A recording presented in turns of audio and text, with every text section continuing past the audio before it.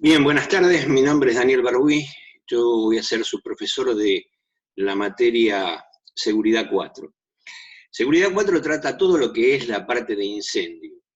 Básicamente, nosotros como prevencionistas vamos a la prevención de incendios, pero además de prevenir los incendios, tenemos que saber cómo combatirlos. Y en esta materia lo que tenemos que conocer bien es cuáles son las condiciones que se tienen que dar para que se genere el fuego. Eh, Sabiendo cómo empieza el fuego, uno puede tomar las precauciones o las medidas preventivas para evitar que se produzcan. El fuego es algo complicado que ha acompañado a la humanidad desde los inicios y que tiene un elemento fundamental que es el desarrollo de la humanidad. Es decir, toda la humanidad se ha desarrollado en base al fuego. Nosotros lo que tenemos que ver hoy son los conceptos básicos de la combustión, los fenómenos físico-químicos que se producen. En esta primera unidad vamos a ver eso. Nosotros tenemos que estudiar el fuego y el cuadro conceptual de esta unidad implica cuáles son en el fuego las reacciones físicas que se producen, cuáles son las reacciones químicas, tanto endotérmicas como exotérmicas, las unidades de calor y temperatura, las fuentes de ignición o de energía que pueden producir o dar comienzo al fuego, cómo se propaga el calor en forma de conducción, convección y radiación. Esta es la base de la unidad y nosotros vamos a ver esto junto con lo que hace a la legislación. Cuando hablamos de protección contra incendios, protección significa amparo, defensa, salvaguarda, auxilio, es decir, salvaguardar de un peligro material o moral. El término prevención se define como un preparativo, una preparación, una precaución, una providencia para evitar que el fuego se produzca. La idea es tomar alguna disposición o hacer algún preparativo ante la eventualidad que podamos presumir que ocurrirá. La protección contra incendio es la técnica que se ocupa de todos los problemas vinculados con el incendio, tomando a este como un fuego grande que abraza lo que no debe arder. Es decir, un fuego puede funcionar en forma normal calentando un ambiente en una estufa. Hasta ahí es un fuego. Si ese fuego me prende las cortinas, se transforma en un incendio. El concepto es tan claro y tan simple como eso. Por eso nosotros tenemos que pensar siempre en la probabilidad de un incendio. Y ahí aparece el término prevención de incendio, es decir, evitar que el fuego llegue a producirse y eventualmente a propagarse. Y si pasan las dos cosas, bueno, tengo que buscar la forma de combatirlo. En nuestro país, la legislación de la ley 19.587, el decreto 351, en el capítulo 18 corresponde a todos los artículos del anexo 7, los artículos 160 a 187, que corresponden a todo lo que sería la parte de prevención y protección contra incendios. ¿Cuáles son los objetivos de la seguridad o protección contra incendios? Primero, dificultar la iniciación de los incendios y tomar todas las medidas preventivas para evitar que el incendio se llegue a producir. Si se produce, hay que evitar la propagación del fuego y los efectos de los gases tóxicos, que en general son los que más matan gente en los incendios. Eso sería la protección preventiva. Tenemos que asegurar la evacuación de las personas, es decir, establecer cuáles son las vías de escape, las señalizaciones, los medios para evacuar a la gente, los simulacros de emergencia, los simulacros de evacuación. Tenemos que facilitar a través de esa legislación el acceso a las tareas de extinción del personal de bomberos, si es que no tenemos una brigada de fábrica o esa brigada no alcanza para apagar el tamaño del incendio. Y finalmente proveer las instalaciones de detección y extinción. Todo esto está conformado en la ley y cumpliendo la ley se evita esto. La ley divide la protección contra incendio en tres grandes ramas. Una es la protección preventiva o prevención, que es todo lo que hace a la legislación, es decir, todos los sistemas que nosotros podemos tener desde el punto de vista legal para evitar la gestación de un incendio. Aquí aparece todo lo que puedan ser las reglamentaciones de la ley, los decretos provinciales, municipales, el código de edificación de la Ciudad de Buenos Aires, los códigos que tienen las compañías de seguros, los códigos que pueden tener cada una de las industrias, códigos propios de trabajo, es decir, cómo se hace para evitar el incendio en una petrolera, en un buque petrolífero, en una compañía que maneja alimentos, en lo que se les ocurra. Es decir, cada empresa tiene, además de la ley, suele tener procedimientos propios que son los que se usan desde el punto de vista de la prevención para evitar los incendios.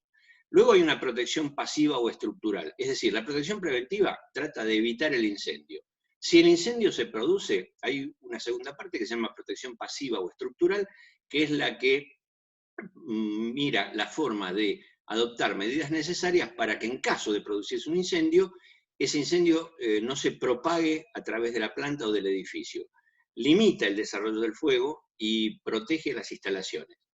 Luego hay una protección activa o extinción, que es la parte de que si se produjo el incendio y no lo pude contener, bueno, tengo que apagarlo. Ahí aparece lo que se llama la protección activa o extinción, que está destinada a facilitar las tareas de ataque al fuego. Todo lo que puedan ser los sistemas contra incendio. Véanlo de esta manera. La protección preventiva sería el software, es decir, lo legal. La protección activa sería el hardware, es decir, la instalación, equipo, sistema contra incendio para apagar el fuego. Esto presenta dos aspectos, que es uno público y uno privado. El público son los bomberos de la federal, los bomberos voluntarios, los bomberos municipales, los bomberos provinciales. Lo privado es todo lo que hace una empresa para autoprotegerse. Genera brigadas contra incendio, brigadas de evacuación, capacita a su gente, es decir, hace lo que le pide la ley. Pero estas tres grandes ramas son las que abarcan lo que sería la protección contra incendio.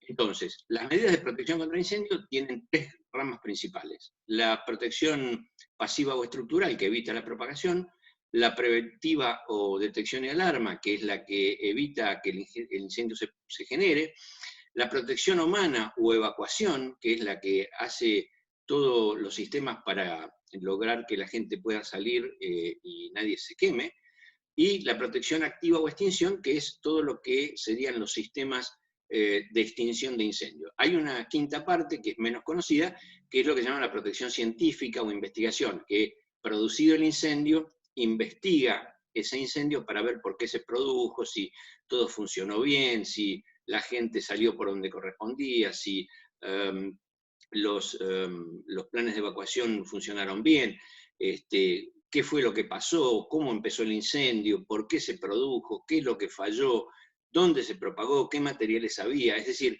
investiga lo que sería el desarrollo del incendio una vez que se terminó. Eso se llama protección científica o investigación. Estas 5 ramas están interrelacionadas entre sí, y cada una de ellas tiene como función, o una función particular, para poder evitar el daño que produce un incendio. Básicamente lo que nosotros tenemos que preguntarnos siempre es, ¿qué es el fuego? Básicamente el fuego es una oxidación violenta con propagación de luz y calor. Cuando hablamos de fuego, normalmente tenemos que tener el concepto de que fuego es equivalente a llamas. Ahí podemos tener un problema. ¿Por qué? Porque nosotros podemos tener una combustión, pero sin llamas. Por ejemplo, cuando ustedes hacen un asado y queda la brasa. Hay un proceso de combustión, pero es sin llama. Por eso el término fuego se asocia a lo que son las llamas. Una combustión es una reacción química que da como resultado nuevas sustancias llamadas luz y calor, pero además me deja en general algún residuo. En el caso de los sólidos, como podría ser la madera, el carbón, las telas, los trapos, me deja un residuo sólido, que es la brasa y la ceniza finalmente cuando todo está apagado. Si son líquidos combustibles que se queman, lo que voy a tener es una gran cantidad de humo. Y si tengo gases, probablemente la combustión sea completa, pero además se asocia en general a un proceso de combustión con algún otro tipo de situación que podría ser, por ejemplo, una explosión. En una combustión de hidrógeno, de gas propano, de gas metano, de acetileno, si eso se libera al ambiente, se mezcla con aire y hay una fuente de calor, se puede producir una explosión. Cuando son combustiones controladas, vamos a tener llamas y no pasa nada. Pero el tema es cuando esto se descontrola. En el camino nos encontramos con el término incendio. ¿Qué es un incendio? Es un fuego descontrolado o incontrolable que puede destruir vidas, causar graves pérdidas materiales, severos daños al medio ambiente. Es decir, nosotros sabemos que un incendio puede ser pequeño o puede ser grande, pero en general lo que produce es mucho daño.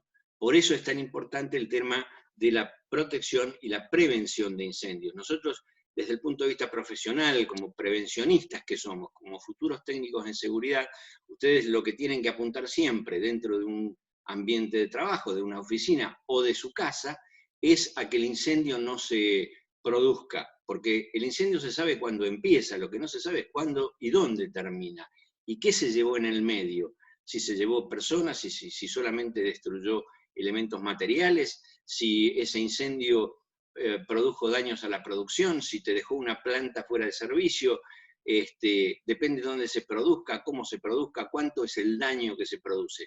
El término incendio en general habla de un fuego que no está controlado y que produce algún tipo de daño que en general suele ser importante.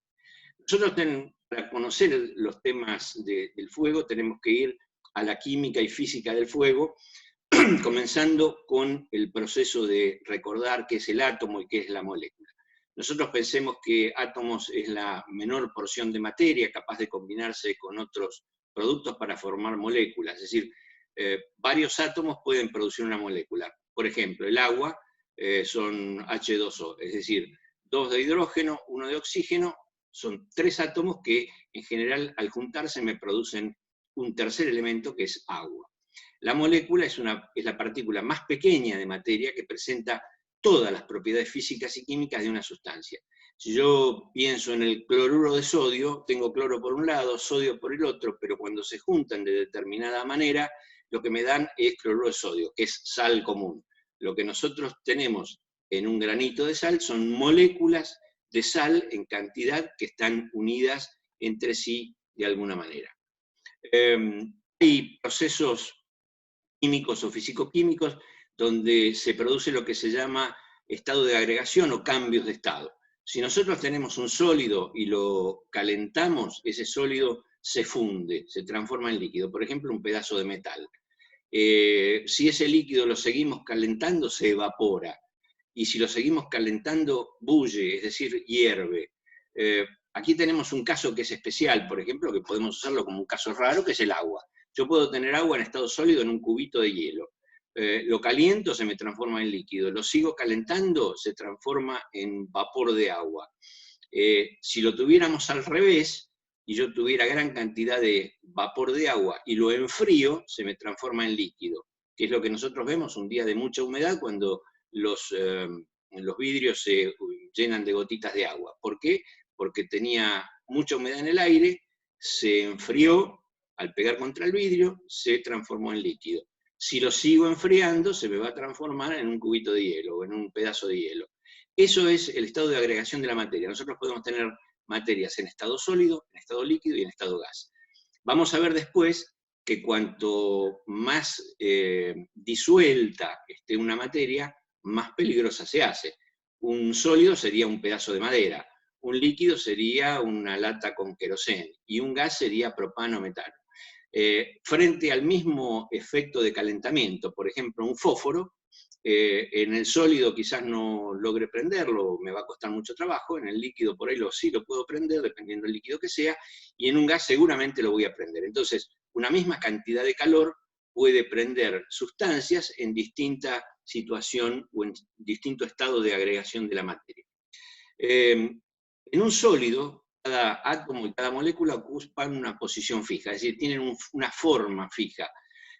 Las moléculas se mueven ligeramente, es decir, no tienen mucho movimiento y en general mantienen su forma. En el líquido mantiene la forma del recipiente que lo contiene. Entonces, si yo tengo un vaso de vidrio con querosén, va a tener la forma del vaso. Si rompo el vaso, el querosén se va a desparramar.